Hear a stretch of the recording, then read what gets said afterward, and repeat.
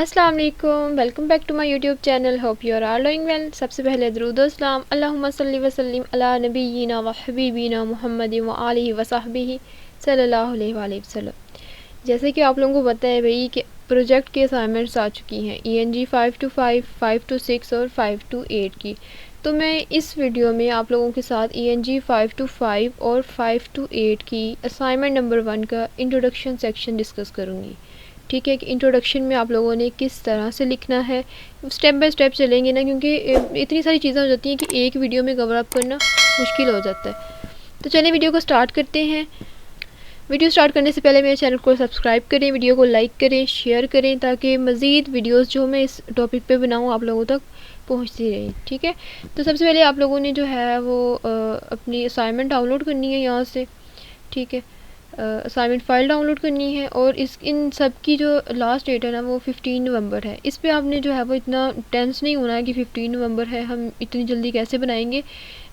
ये आपकी एक्सटेंड हो जाएगी। ठीक है, एक्सटेंड भी हो जाती है, और अगर आप इंस्ट्रक्टर से रिक्वेस्ट करें कि हमारी ये भी रहती है, हमारे ये थोड़ा सी चीज़ें रहती हैं, तो वो ख़ुद भी एक्सटेंड कर देती हैं। और कुछ जो इंस्ट्रक्टर हैं वो कह देते हैं कि आप LMS पे अपलोड ना करो, हम आपको 3-4 दिन मज़ीद देते हैं, 5 दिन दे देते हैं, इसमें आप तैयार करो और हमें स्काइप पे सेंड कर देना, हम खुद ही LMS पे अपलोड कर देंगे, क्योंकि आफ्टर ड्यू डेट आप LMS पे अपलोड नहीं ना कर सकते।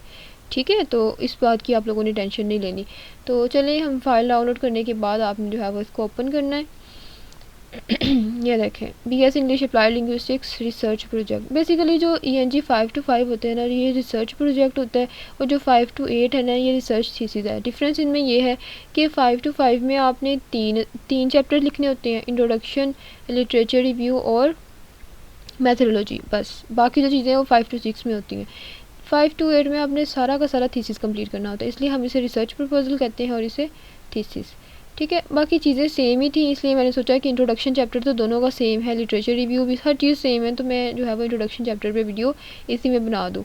ठीक है, तो आप लोगों ने, जैसे कि आप लोगों को पता है कि आप लोगों को टॉपिक्स मिल गए होंगे, जिसमें कोई भी टॉपिक आप ले सकते हैं। उसमें आप जो है वो इंट्रोडक्शन किस तरह से लिखेंगे, चाहे आप लोगों का क्वालिटेटिव टॉपिक है या क्वांटिटेटिव टॉपिक है, आप लोगों ने सब पे जो है वो इंट्रोडक्शन सेम ही लिखना होता है। ठीक है, इंट्रोडक्शन के लिए आप जो है वो, फॉर एग्ज़ाम्पल अब मैं आप लोगों को एक ना दिखाती हूँ, एक समझ लें सैम्पल। ठीक है, सैम्पल बेसिकली पता है क्या, मेरे पास जितने भी सैम्पल्स हैं वो स्टूडेंट्स के होते हैं जिन्होंने प्रीवियस मेरे से जो है वो प्रोजेक्ट्स करवाए थे। ठीक है, तो वो मैं पर्सनल इन्फॉर्मेशन होती है, फिर वो मैं शेयर नहीं कर पाती और कर भी नहीं सकती। तो आप लोगों ने, दूसरी बात ये कि आप लोगों ने इसको कॉपी भी नहीं करना, ना इस टॉपिक को और ना ही इस असाइनमेंट को, वरना सारा का सारा प्लेजराइज रह जाएगा। फिर मुझे ना कहना कि भाई हमने जो है वो इस वीडियो में से लिया था तो प्लेजराइज आ गया, क्योंकि ये असाइनमेंट है ना, ये 0% प्लेजरिज्म पे है और ये चेक हो चुकी है, और अब ये टर्निटिन पे पड़ी हुई है इंस्ट्रक्टर्स की। अगर आप इसको दोबारा से लेके जो है वो करेंगे ना, इसमें से कुछ ना कुछ निकालेंगे, तो वो आपको जो वो जितने टेक्स्ट आप निकालेंगे वो सारे के सारे जो है वो आपको कलरफुल होके आपको मिल जाएंगे, और इंस्ट्रक्टर ने कहना है कि इसको चेंज करें। सबसे पहले ना आप लोगों ने इस तरह से अपना टाइटल पेज जो है वो डेकोरेट करना है। डेकोरेट के सजा जो लेना है ना, इंस्ट्रक्टर्स को थोड़ा सा इम्प्रेस करना है।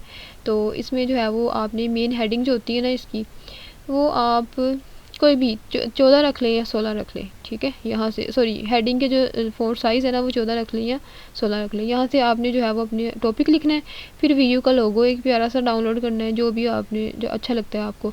उसके बाद आप लोगों ने अपनी ID लिखनी है, सबमिटेड बाय, अपनी दो हैं आप लोग, तो फिर अपना नाम और ID, फिर दूसरे पार्टनर का नाम और ID, सुपरवाइज़र का नाम लिखना है।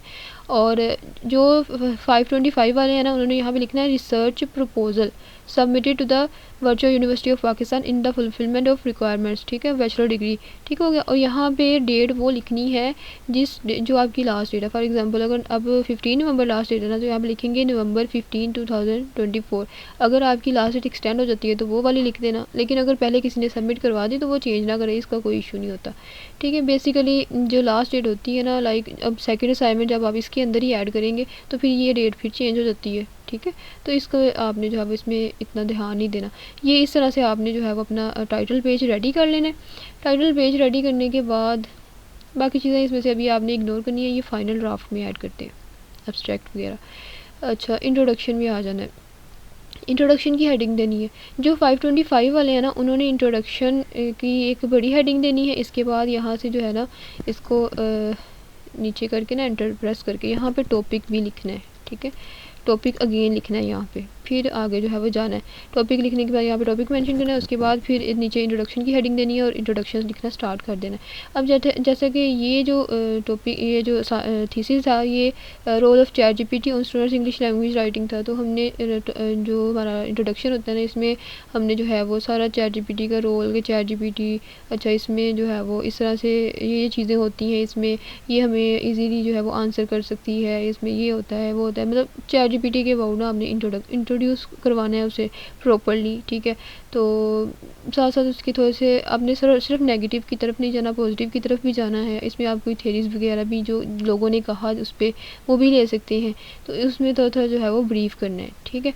करने के बाद फिर आपने क्या करना है, आपने ये ना जो इंट्रोडक्शन है ना, मतलब चैट जीपीटी अब इंग्लिश लैंग्वेज राइटिंग है, तो हम चैट जीपीटी भी साथ साथ लेके चलेंगे, साथ हम जो है वो इंग्लिश को भी, मतलब जो एजुकेशन लैंग्वेज है ना उसको भी, उसकी इम्पोर्टेंस देखेंगे कि लैंग्वेज की इम्पोर्टेंस क्या है। फिर उससे जो है वो चैट जीपीटी किस तरह से हेल्पफुल है लोगों के लिए, वो अपनी इसको अपने टाइम पे लोग स्टूडेंट्स जो हैं वो मतलब इसको यूज़ कर सकते हैं, टीचर्स की ज़रूरत नहीं होती और स्ट्रेस की भी ज़रूरत नहीं होती, जब मर्ज़ी ईज़ होती है, मतलब आसानी होती है इसमें। तो ये सारी चीज़ें जो है वो आपने लेनी होती हैं। अब इतना ज़्यादा मटेरियल कहाँ से मिलेगा वो भी मैं आप लोगों को बताती हूँ। तो इस तरह से ना आपने वर्ड लेने हैं इसमें। ये जो आपका इंट्रोडक्शन होगा ना, इसमें 3 से 4 पैराग्राफ होने चाहिए, कम से कम 3 तो होने ही चाहिए ना, और वो भी 700 to 800 वर्ड्स के, 700 से 800 वर्ड्स आपने इसमें ऐड करने हैं। इसको आप लिख लें, ठीक है, साथ साथ लिखते जाएं, क्योंकि सेम चीज़ें हैं। मैं बार बार आप लोगों को व्हाट्सएप पे शायद कुछ दिनों तक मैं जो है वो प्रॉपर रिप्लाई भी ना कर सकूं, कुछ लोगों की चैट्स जो है वो मैं सीन भी ना कर सकूं। मेरा अपना भी काम होता है और बहुत ज़्यादा स्ट्रेस आउट हो जाता है, फिर सेम चीज़ें नहीं एक्सप्लेन की जाती। तो इनको साथ साथ आपने लिख लेना है, ठीक है। ये हो गया आपका इंट्रोडक्शन। अब इसके अलावा अगर आप किसी स्पीच पे जो है वो एनालिसिस कर रहे हैं, तो फिर आप उसमें जो है वो स्पीच किस किस पॉलिटिशियन की स्पीच है, आप पहले उस पॉलिटिशियन के बारे में ना एक पैराग्राफ समझ लें कि कोई ना यहाँ से लेके इतना पैराग्राफ ये जो है ना, ये आपने उस पॉलिटिशियन पे लिखना है, ठीक है, कि उसका बैकग्राउंड ये था, वो यहाँ से था, वो यहाँ से था, थोड़ा सा बैकग्राउंड भी देना है। उसके बाद फिर आपने लिखना है कि पॉलिटिशियंस किस तरह की स्ट्रेटजीज़ यूज़ करते हैं, उनका क्या इम्पैक्ट होता है उसमें, वो लिंग्विस्टिक स्ट्रेटजीज़, टोन उसकी इस तरह की होती है ताकि ऑडियंस को अपनी तरफ जो है वो अट्रैक्ट कर सके, ठीक है।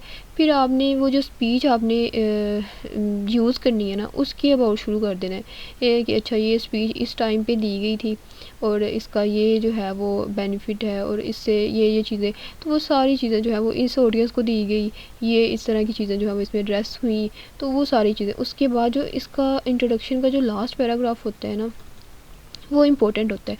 वो इसलिए कि इसमें ना आपने थीम्स, मतलब जो रेलिवेंट थीम जो आप मेथोडोलॉजी यूज़ करेंगे ना, उसमें आपने बताना होता है कि आप जो है वो इस अपनी रिसर्च में जो है वो इसको किस तरह से लेके चलेंगे। आपने बताना होता है कि हम पॉपुलेशन कौन सी लेंगे। अब जैसे कि स्पीच है, तो स्पीच तो आपने एंड वाले पैराग्राफ में आपने वही स्पीच के अबाउट ही बताना है कि इस स्पीच को हमने यहाँ से लेंगे और फिर इस तरह से एनालाइज करेंगे। और अगर कोई दूसरे हैं क्वान्टिटेटिव वाले, तो उन्होंने बताना है कि हम जो है वो इस पॉपुलेशन को लेंगे और क्वांटिटेटिव मेथोडोलॉजी यूज़ करेंगे और देखेंगे कि इस तरह से जो है वो इस चीज़ का इन पे क्या इम्पैक्ट है, तो उनमें क्या चीज़ का चेंज आ रहा है, उससे क्या वो अच्छे हो रहे हैं, मतलब उन पे बुरा इफेक्ट है, पॉजिटिव है या नेगेटिव है, ठीक है, समझ आ रही है। इस तरह से मतलब ये समझ लें कि जो लास्ट पैराग्राफ होता है ना इसका, उसमें आपने अपनी रिसर्च की डायरेक्शन देनी होती है, ठीक है। प्रीवियस में जस्ट वो बता दिया अच्छा ये होता है, वो होता है, ये होता है, वो होता है। इसमें फिर आपने प्रॉपर जो है उसकी, अब फॉर एग्जांपल अगर एडवर्टाइजमेंट्स ले लें, अगर कोई आपको कोई एडवर्टाइजमेंट मिली है या कोई कोर्स स्विचिंग में या कोर्स स्विचिंग में, तो उसमें फिर जो है वो पहले आप लैंग्वेज की इंपॉर्टेंस बताएंगे कि इस तरह से होती है, फिर एडवर्टाइजमेंट बताएंगे, एडवर्टाइजमेंट में लोग किस तरह से लैंग्वेज यूज़ करते हैं। एडवर्टाइजमेंट जैसे मशहूरियाँ वगैरह होती हैं ना, कमर्शियल्स वगैरह आती हैं, तो वो बड़े उसमें लैंग्वेज जो यूज़ होती है उसकी टोन ही अलग होती है, उसकी वोकैबुलरी अलग होती है, वो हम बताएंगे कि वो लोगों को अपनी तरफ अट्रैक्ट करने के लिए ज़्यादा कस्टमर, वो सारा कुछ बताएंगे। फिर आपने बताना है कि मैं जो है वो एडवर्टाइजमेंट लिंग्विस्टिक एनालिसिस करूँगा, मतलब अपनी रिसर्च में, और ये वाली एडवर्टाइजमेंट मैं लूँगा, तो ये सारा कुछ ठीक हो गया। ये आपने इस तरह से इसको जो है वो लेके चलना होता है। फिर उसके बाद आप लोगों ने क्या करना होता है, एक ऑब्जेक्टिव सेट करना होता है, एक या दो, सिर्फ एक या दो। इससे ज़्यादा ऑब्जेक्टिव नहीं आपने बनाने, और ना ही आपके जो बेहतर तो ये है कि एक बनाएं और क्लियर बनाएं, ठीक है। जैसे to determine the perceptions of virtual university students regarding ChatGPT's efficacy, its benefits and drawbacks as a English language learning tool, ठीक है। तो ये इंस्ट्रक्टर के अकॉर्डिंग भी इसमें जो है वो पहले मैंने 2 बनाए हुए थे, ठीक है, क्योंकि ज़रा जो है वो लेंथी हो जाता है, लेकिन इंस्ट्रक्टर चूँकि ये जो है वो ज़रा मतलब ज़्यादा जो है वो प्रोफेशनल काम मांगते हैं, तो इसलिए जो है ना इन्होंने एक ही करवा दिया था। तो ये इंस्ट्रक्टर भी आपका चेंज करवा देता है। आपने जब ऑब्जेक्टिव बनाने हैं ना 2 बना लें। फॉर एग्ज़ाम्पल अगर आपका टॉपिक है आपका टॉपिक है किसी स्पीच पे, फॉर एग्ज़ाम्पल किसी स्पीच पे है, या आप समझ लें कि आपका टॉपिक होगा the effect of socio economic factors on students English language learning. तो यहाँ पे आप इसका ऑब्जेक्टिव बनाएंगे टू डिटरमाइन। सबसे पहले तो ये है कि आप लोगों ने अपनी फ़ाइल जो आपको दी हुई है ना उसमें भी आपने इसकी रिक्वायरमेंट्स, दोनों फाइल सेम है, 525 की भी और 528 की भी, ठीक है। इसमें इंट्रोडक्शन उन्होंने कहा कि बैकग्राउंड इश्यूज़ बताने होते हैं, वो मैंने आपको बता दिए कि थोड़ा सा ना आप अपने टॉपिक का थोड़ा सा बैकग्राउंड भी देना होता है कि ये चीज़ हुई कहाँ पे, ठीक है। उसके बाद फिर इश्यूज़ बताने होते हैं, उस टॉपिक से क्या इश्यूज़ हैं, और उसके बाद फिर अपने शॉर्ट इंट्रोडक्शन देना होता है। देन जो है ना समरी ऑफ की debates and development of topic. अब ये समरी ऑफ की डिबेट भी देनी होती है कि इस टॉपिक पे जो है वो क्या मतलब कॉन्सेप्ट चल रहा है। जैसे ChatGPT पे था तो उसमें ऑब्वियसली कुछ जो है वो कहते हैं कि ये इसका यूज़ नहीं होना चाहिए, इस तरह से स्टूडेंट जो है वो उस पर डिपेंड होने लग जाते हैं, ठीक है, और इस तरह से मतलब इसका नेगेटिव इम्पैक्ट की तरफ चले जाते हैं। तो ये सारी भी चीज़ें आपने डिस्कस करनी है, लेकिन साथ पॉजिटिव भी रहना है।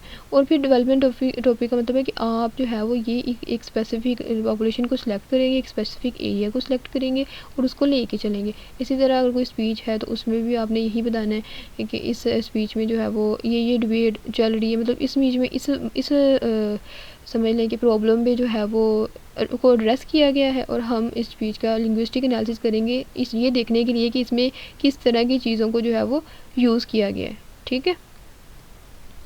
तो चलिए अब नेक्स्ट चलते हैं हम। मैंने आप लोगों को ये बता दिया। अब जो है 525 वालों की ना इसके बाद इंट्रोडक्शन लिखने के बाद जो स्टेटमेंट ऑफ द प्रॉब्लम आती है, ठीक है। बल्कि हम पहले 528 का मैं आपको समझा देती हूँ, 525 वालों को जो है वो साथ साथ बाद में बताती हूँ। ये इंट्रोडक्शन हो गया आप लोगों का। इंट्रोडक्शन दोनों ने सेम ही लिखना है, बस अरेंजमेंट आगे पीछे होती है, ठीक है। वो अरेंजमेंट आप लोगों ने अपनी फ़ाइल के हिसाब से कर लेनी है, बाकी सारी चीज़ें जो है वो सेम ही होती है। 528 वालों को यहाँ पे रिसर्च टॉपिक लिखने की ज़रूरत नहीं है, ऊपर लिख दिया है डेट्स इट। जो आपने टाइटल पेज बनाना है ना उसी के अंदर लिख दिया, बस ठीक है।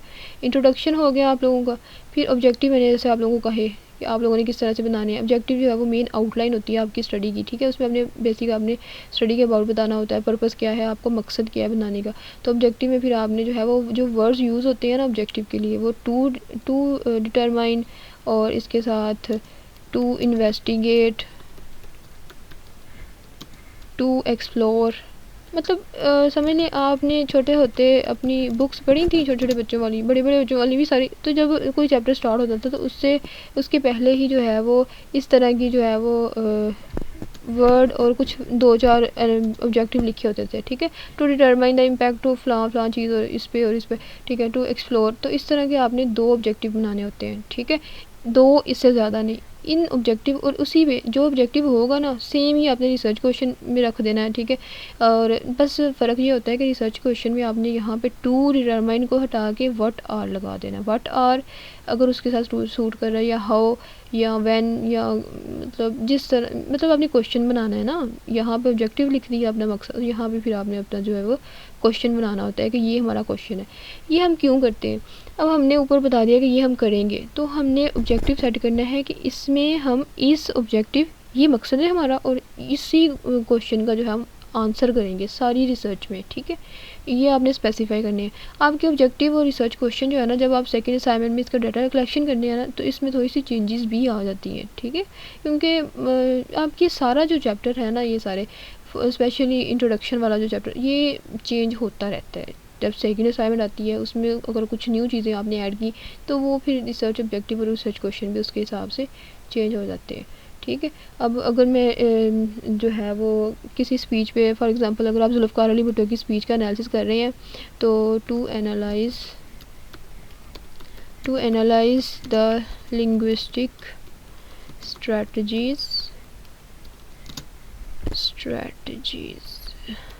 स्पेलिंग्स इग्नोर करना, मुझे जो है वो आप लोगों को जल्दी जल्दी इन्फॉर्मेशन डिलीवर करनी है।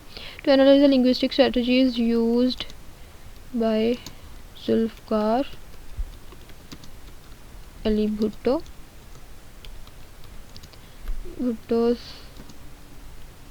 इन हिज स्पीच। अब इसमें स्पीच आपने जो है वो बता देनी है, अगर ऑन यूनाइटेड नेशन काउंसिल, ठीक है, इस पे उसने कोई डेट लगा देनी है, किसी ख़ास डेट की आप स्पीच लेंगे ना, तो ये आपने लिख देनी है, ठीक है। ये आपका एक ऑब्जेक्टिव हो गया। फिर इसके अलावा अगर आपने लिखना है तो इसमें दूसरा ऑब्जेक्टिव आप ये कर सकते हैं, to investigate the rhetoric strategies use by Zulfiqar Ali Bhutto in his speech, अगर स्पीच का कंप्लीट। अब इसका हमने जो है रिसर्च क्वेश्चन क्या बनाना है, इतना कॉपी करना है आपने और रिसर्च क्वेश्चन में आ जाना है, ठीक है। यहाँ पे आके आपने यहाँ पे पेस्ट करना है और इसके आगे क्या लिख देना है, व्हाट linguistic strategies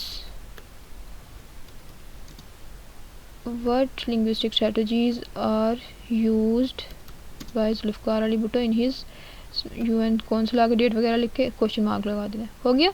इस तरह से आप लोगों ने जल्दी से जो है वो अपने ऑब्जेक्टिव और रिसर्च क्वेश्चन सेट कर लेने हैं। इंट्रोडक्शन लिखने से पहले भी ये सेट हो जाते हैं, बिकॉज आपका टॉपिक जो होता है ना उसी पे ही रिसर्च क्वेश्चन और रिसर्च ऑब्जेक्टिव आपने उसी के लिहाज से देखने होते हैं कि आपने इसमें क्या क्या चीज़ें एक्सप्लोर करनी है। 2 बना लेनी है, अब कोई भी 2 जो है वो आपने बना के यहाँ पे लिख लेनी है, ठीक हो गया। ये हो गया आपके रिसर्च ऑब्जेक्टिव और रिसर्च क्वेश्चन। नेक्स्ट आप लोगों ने जो है वो स्टेटमेंट ऑफ द प्रॉब्लम लिखनी होती है। स्टेटमेंट ऑफ द प्रॉब्लम एक छोटा सा पैराग्राफ होता है, वो आप जो है वो इसमें ये तो एंड रिसर्च है, रिज़ल्ट है जो सारे ड्राफ्ट का आया, फिर उसमें ना जब फाइनल ड्राफ्ट होता है फिर उसमें आपको वर्डिंग कम भी करनी पड़ती है, ठीक है। तो बेसिकली आपका जो पैराग्राफ होता है ना स्टेटमेंट ऑफ द प्रॉब्लम का, वो छोटे छोटे 2 पैराग्राफ ले लें, 4-4 5-5 लाइन के। उसमें हमने बताना होता है कि एक्चुअल में स्टेटमेंट ये प्रॉब्लम क्या प्रॉब्लम है, ठीक है। ChatGPT का जैसा कि आजकल यूज़ बहुत ज़्यादा है, तो हमें इसको जो है वो एक्सप्लोर करने की ज़रूरत है, इसको इन्वेस्टिगेट करने की ज़रूरत है कि इसकी इंपॉर्टेंस क्या है, क्या ये सही जा रही है, क्या इसमें, और जो स्टूडेंट्स इस पर रिलाई कर रहे हैं उनके लिए क्या, स्टूडेंट्स के लिए क्या अपॉर्चुनिटीज़ हैं, क्या डिफ़िकल्टीज़ हैं, तो इनको हमने डिस्क्लोज़ करना है, ठीक है। तो ये एक स्टेटमेंट ऑफ द प्रॉब्लम है। इस तरह जुल्फ़िकार अली भुट्टो की अगर स्पीच है फॉर एग्जाम्पल, इसको हम लेके जा रहे हैं, तो उसमें आप ले सकते हैं कि उसकी लिंग्विस्टिक स्ट्रेटजीज़ को किस तरह से हम जो अनकवर कर सकते हैं, ये देखने के लिए कि जो पॉलिटिशियंस हैं वो किस तरह से अवाम को अपनी तरफ मतलब अट्रैक्ट करते हैं, ठीक है। तो मेन कोई ना कोई जो भी प्रॉब्लम है आपकी वो आपने यहाँ पे जो है वो डिफ़ाइन कर देनी है। उसके बाद सिग्निफिकेंस, इसकी इंपॉर्टेंस क्या है। अब जैसे ChatGPT वाला जो है इसमें इंपॉर्टेंस ये है कि जब हम ये रिसर्च कर लेंगे ना, सिग्निफिकेंस तो पता है ये करने के बाद ये किन के लिए बेनिफिट होगी, तो ऑब्वियसली टीचर्स को इससे जो है वो फ़ायदा मिलेगा, क्योंकि स्पेशली ऑनलाइन जो टीच करते हैं टीचर्स, वो स्टूडेंट्स को ChatGPT पे लेके आ सकते हैं, ठीक है।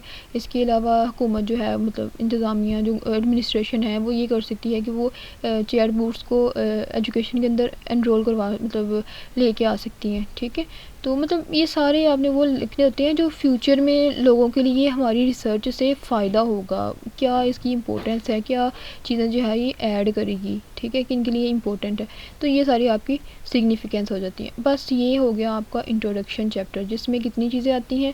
सबसे पहले इंट्रोडक्शन, जिसमें आपने जो है वो 4 से 5 पैराग्राफ, 3 से 4 पैराग्राफ डेट्स इट, और इसके बाद ऑब्जेक्टिव, रिसर्च क्वेश्चन, फिर स्टेटमेंट ऑफ द प्रॉब्लम, फिर हो गया आपका significance of the study. Headings आप लोगों ने इसी तरह देनी है। फ़ॉन्ट का मैं बता देती हूँ आप लोगों को, टाइम्स न्यू रोमन फ़ॉन्ट रखना है आप लोगों ने, और स्पेसिंग जो है ना ये सारी की सारी सिलेक्ट करके, स्पेसिंग यहाँ से आती है, स्पेसिंग आप लोगों ने 12 रखनी है, 2 रखनी है। और इसके बाद अलाइनमेंट जो है ना वो सारे सिलेक्ट करके आप लोगों ने इसको ये जस्टिफाई करना है, ठीक है, जस्टिफाई करना है। उसके बाद पैराग्राफ की टाइम में लिखनी है, यहाँ से अंदर कर देना थोड़ा सा, ये हर जब भी पैराग्राफ आप न्यू स्टार्ट करेंगे ना तो टैब का ऑप्शन जो होता है ना उसको प्रेस कर लेना आप लोगों ने, और देन जो है ना वो इसको राइट करना है। 12 आपका मेन जो फ़ॉन्ट का साइज़ है ना वो 12 होना चाहिए, हेडिंग का 14, हेडिंग सेंट्रलाइज होनी चाहिए। कुछ इंस्ट्रक्टर्स कहते हैं कि साइड पे, 525 वाले मोस्टली कहते हैं कि यहाँ पे साइड पे, तो फिर उनको साइड पे रख लेना। कुछ कहते हैं कि सेंट्रलाइज, वो उनसे पूछ लेना, उनकी मर्ज़ी होती है, हर एक की अपनी अपनी मर्ज़ी होती है, ठीक हो गया। तो ये थी आप लोगों की असाइनमेंट। अच्छा, ये तो हो गया कि आप लोगों ने इसमें ऐड क्या क्या चीज़ें करनी है और किस तरह से करनी है, उसकी फॉर्मेटिंग किस तरह से करनी है, ठीक है। अब हम बात कर लेते हैं कि आप लोगों ने 5 to 8 वालों ने और 5 to 5 वालों ने लिखने किस तरह से है। तो पहले 5 to 5 वालों की बात कर लेते हैं। आप लोगों ने ना सबसे पहले जो लिखना होता है ना, रिसर्च टॉपिक लिखना है, ठीक है। उसके बाद आपने पर्सनल मोटिवेशन की हेडिंग देनी है और यहाँ पे लिखना है पर्सनल मोटिवेशन। अब पर्सनल मोटिवेशन एक नई चीज़ है जो कि 528 में नहीं होती, जस्ट 525 वालों में होती है, ठीक है। इसमें क्या करना होता है कि आपने लिखना है, अगर आप जो है वो फॉर एग्ज़ाम्पल अगर आप ChatGPT पे लिख रहे हैं उसके रोल पे, तो आपने बताना होता है कि हम ये आप क्यों जो है वो इस टॉपिक को आपने क्यों चूज़ किया, हम क्या करना चाह रहे थे। आपने अपना इंटरेस्ट लिखना है ना कि मैं जो है वो काफ़ी देर से मैं इस टूल को यूज़ कर रहा हूँ, तो मैं मतलब जो है वो इसमें इंटरेस्टेड था ये देखने के लिए कि स्टूडेंट्स को इसमें जो है वो किस तरह से क्या उनको फ़ायदा होता है या नुकसान होता है, मतलब इस चीज़ को मैं एक्सप्लोर करना चाहता था। तो इस तरह की ना आपने कोई ये जो आपको नज़र आ रहा है पैराग्राफ 3 से 4 लाइनों का, इस तरह के 3 से 4 लाइनों के ना 2 पैराग्राफ आपने पर्सनल मोटिवेशन में लिख देने हैं, ठीक है। तो उसके बाद फिर इंट्रोडक्शन सेम आप लोगों ने दोनों ने, जैसे मैंने बताया ना इंट्रोडक्शन के सेंस लिखना है, सेम आप लोगों का इंट्रोडक्शन भी वैसे का वैसा ही होगा। वो इंट्रोडक्शन आप लोगों ने लिखना है 3 से 4 पैराग्राफ में। Then statement of the problem की हेडिंग देनी है, स्टेटमेंट ऑफ द प्रॉब्लम लिखनी है, फिर ऑब्जेक्टिव लिखने हैं। बस डिफरेंस ये होता है कि आप लोगों की स्टेटमेंट ऑफ द प्रॉब्लम जो है ना वो 528 वालों की यहाँ पे ऑब्जेक्टिव आता है, लेकिन आप लोगों की पहले स्टेटमेंट ऑफ द प्रॉब्लम आ जाती है, देन जो है ना वो ऑब्जेक्टिव आते हैं और उसके बाद रिसर्च क्वेश्चन। तो रिसर्च क्वेश्चन और ऑब्जेक्टिव जो है ना वो सेम ही, ये देखिए रिसर्च ऑब्जेक्टिव की उन्होंने एग्जांपल्स दी हुई हैं, देखिए ज़रा, to compare, to analyse, to identify, जो मैंने आप लोगों को बताया वही चीज़ें दी हुई हैं, ठीक है। इस तरह से आपने 2 रिसर्च ऑब्जेक्टिव बना लेने हैं। ये जो इसमें आपको ये दिया हुआ है ना, ये आपकी जो है इसमें से कुछ भी आपने ऐड नहीं करना, ये आपकी जस्ट ये समझ लेंगे एक गाइडलाइन है। इस तरह ये चीज़ें जो है वो इस तरह से ऐड करनी है, ठीक है। ये रिसर्च ऑब्जेक्टिव की डिफ़ाइन थोड़ी सी ये चीज़ होती है और उसकी एग्जांपल्स दी हुई है। लास्ट टाइम स्टूडेंट्स इतने कन्फ्यूज थे कि क्या हमने रिसर्च ऑब्जेक्टिव की एग्जांपल्स भी देनी है। और भाई एग्जांपल क्यों देनी है, आपने तो रिसर्च ऑब्जेक्टिव की डिफ़ाइन भी नहीं लिखनी, आपने तो अपनी रिसर्च का ऑब्जेक्टिव बना के लिखना है अंदर, ठीक है। 1 से 2 ऑब्जेक्टिव आप लोगों ने बनाने हैं।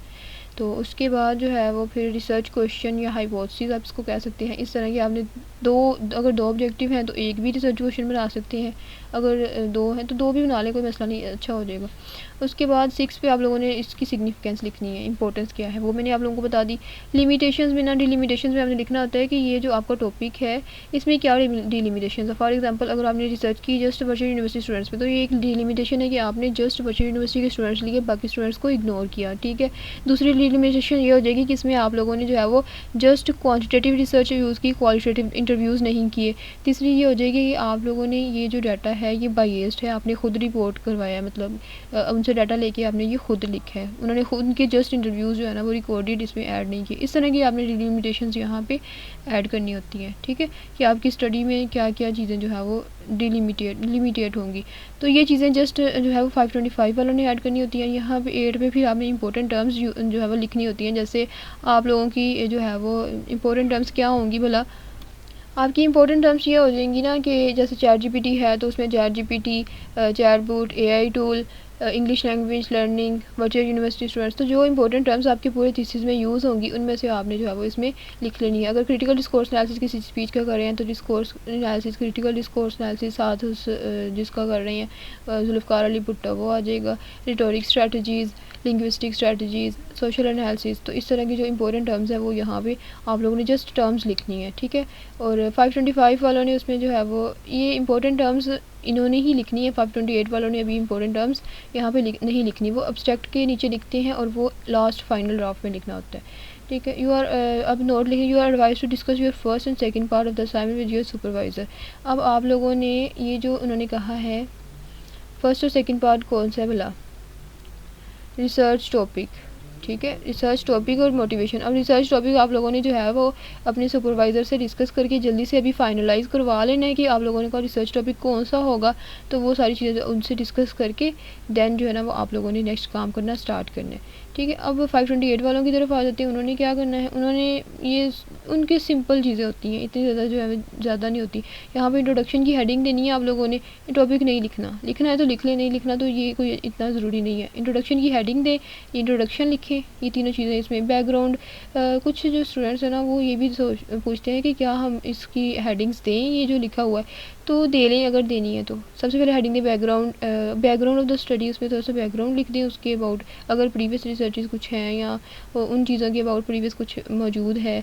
अगर कोई, जैसे मैंने आप लोगों को बताया कि अगर डिस्कोर्स एनालिसिस टाइप है तो उसमें बैकग्राउंड स्टडी में उस तरह के डिस्कोर्सेज के वो ऊपर आ जाएगा कि इस तरह का डिस्कोर्स जो है वो इस तरह से यूज़ होता है। फिर वो जो जिस बंदे की आपने स्पीच का एनालिसिस किया उसके अबाउट आपने जो है वो बैकग्राउंड लिख देना है। फिर आपने शॉर्ट इंट्रोडक्शन लिखना है अपने टॉपिक का, then summary of the keyword. लेकिन जस्ट बैकग्राउंड और इश्यूज़ की हेडिंग देनी है, बाकी कोई हेडिंग जो है ना, नीचे इंट्रोडक्शन की हेडिंग दे लेना, लेकिन ये समरी ऑफ की बेस्ड ये हेडिंग्स नहीं देनी है आपने। ठीक है, बेहतर तो ये कि आप कोई भी हेडिंग ना दें, जस्ट पैराग्राफ्स की शक्ल में जो है वो लिखना स्टार्ट करें। नेक्स्ट है हमारे ऑब्जेक्टिव सेम है, आप लोगों के रिसर्च क्वेश्चन भी आप लोगों ने इसी तरह लिखने हैं, स्टेटमेंट ऑफ द प्रॉब्लम और सिग्निफिकेंस। ठीक हो गया, तो ये बहुत आसान है, जल्दी से जो है वो आप लोगों ने आज ही अपने टॉपिक्स फाइनलाइज़ करवाने हैं सुबह, तो उसके बाद जो है वो इस पर काम करना स्टार्ट कर देना है। 100% जूम होनी चाहिए आपकी असाइनमेंट, जैसे मैंने आप लोगों को पहले भी बताया, और बाकी जो सेम चीज़ें जो मैंने आपको बताई हैं, टाइम्स न्यू रोमन और 12 साइज़ होना चाहिए। अब बात कर लेते हैं कि आप लोगों ने ये मटेरियल लेना किस तरह से है। तो मटेरियल लेने के लिए ना आप लोगों ने यहाँ पे जाना है, सबसे पहले गूगल स्कॉलर लिखना है। ठीक है, आपने पहले अपना जो है ना टॉपिक वो गूगल पे भी सर्च करना है। गूगल पे सर्च करने के बाद अगर वहाँ से जो मटेरियल मिलता है, फॉर एग्जांपल अगर आप कोर्स स्विचिंग पे लिख रहे हैं तो कोर्स स्विचिंग ड्रामाज में किस तरह से होती है, एक एक चीज़ को पहले तोड़ें, उसे उसके सब पार्ट्स बनाएं, फिर सब पार्ट्स के का इंट्रोडक्शन अपनी असाइनमेंट में लिखें, फिर एंड वाला जो एक पैराग्राफ होता है ना उसमें आपने जो है वो उन सारी चीज़ों को जो है वो बताना है, हम अपने टॉपिक में ये चीज़ करेंगे। ठीक है, तो यहाँ पे अब जो है वो सर्च करते हैं द रोल ऑफ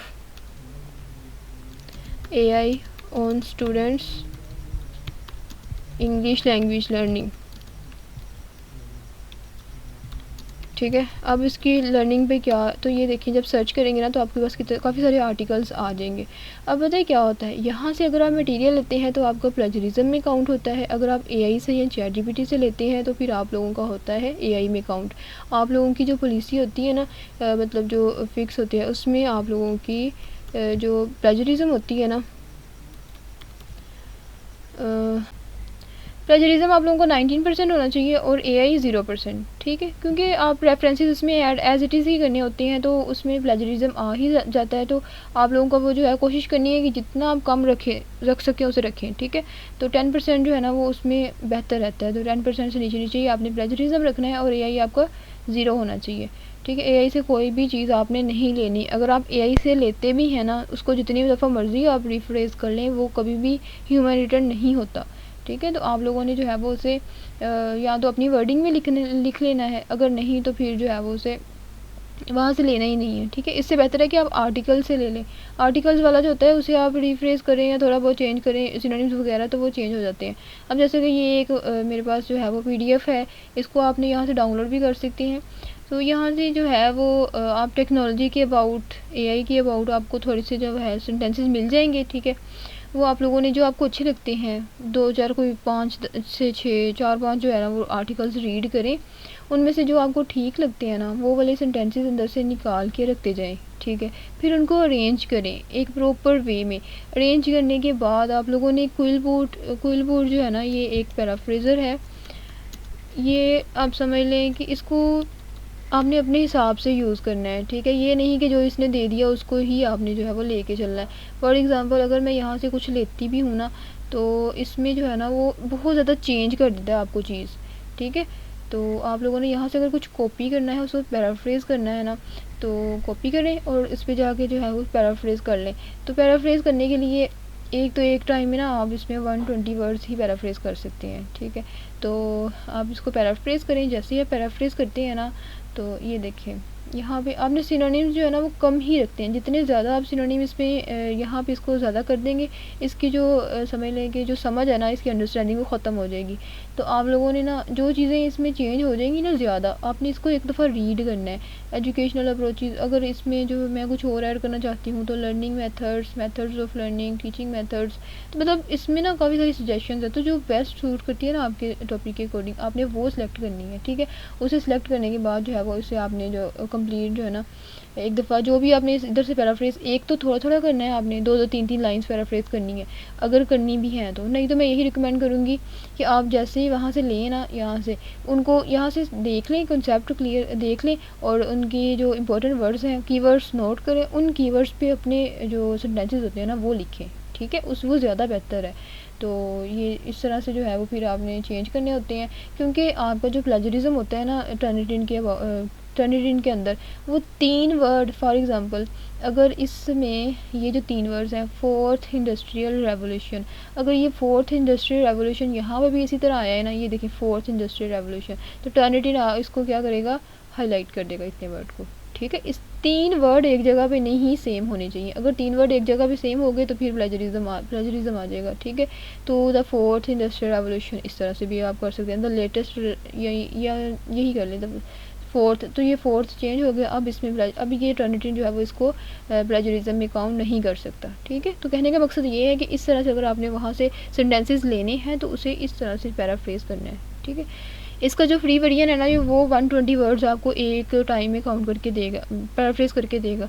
तो यही मैं कहूँगी कि आप लोग जो है वो उसको थोड़े थोड़े ही करें, क्योंकि ज़्यादा करेंगे ना तो वो रीड करने में भी आपको मुश्किल होगी और उसकी सेंस भी जाती रहेगी। तो सेंस नहीं आपने खोनी, इसको ध्यान से जो है ना वो करना है, ठीक है। तो चले, ये हो गया एक मेथड कि आप लोगों ने जो है वो इधर से कैसे लेना है। इसके अलावा मैंने वो भी बता दिया कि आप लोगों ने खुद कैसे लिखना है थॉट्स को लेके, ठीक है। उसके बाद अगर आपने एआई से लेना है ना, तो ChatGPT पे आपने सेम ये नहीं कहना कि मुझे जो है वो ये चीज़ दे दो, नहीं, आपने उस पर अपना टॉपिक डालना है कि मेरा ये टॉपिक है, the role of AI on students English language learning. तो इसे कहना है, इधर से आपने जस्ट आइडिया लेना है, इसे कहना है कि इसमें ना एक टॉपिक है, इसमें राइट इंट्रोडक्शन चैप्टर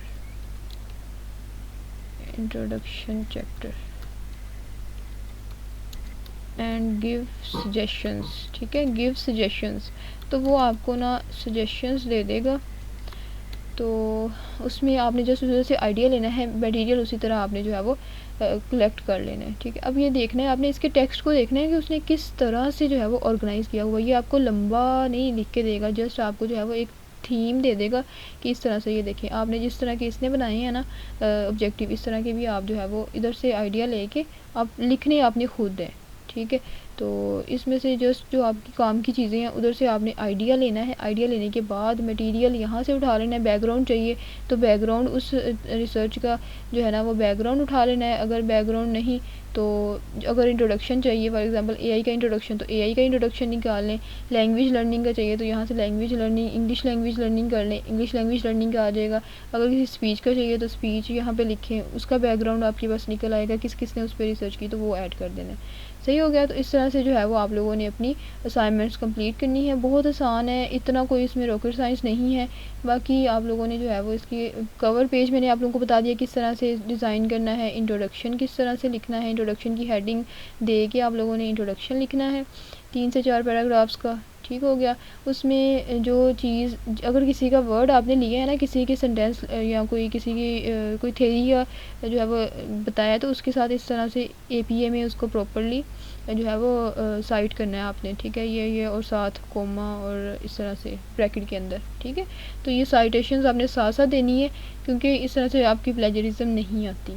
तो ये सारी चीज़ें जो है वो आप लोगों ने इस तरह से ऐड करनी है। Objective, research question, statement of the problem और सिग्निफिकेंस। आई होप कि आप लोगों को समझ आ गई होगी कि आप लोगों ने जो इंट्रोडक्शन चैप्टर है अपनी असाइनमेंट का, वो किस तरह से लिखना है। अब जल्दी से अपने अपने टॉपिक्स कंफर्म करवाएं अपने इंस्ट्रक्टर्स थे, और इंट्रोडक्शन चैप्टर के पाँचों की जो चीज़ें हैं, दोनों 525 वाले भी और 528 वाले भी अपना अपना इंट्रोडक्शन जल्दी से राइट कर लें, ठीक है।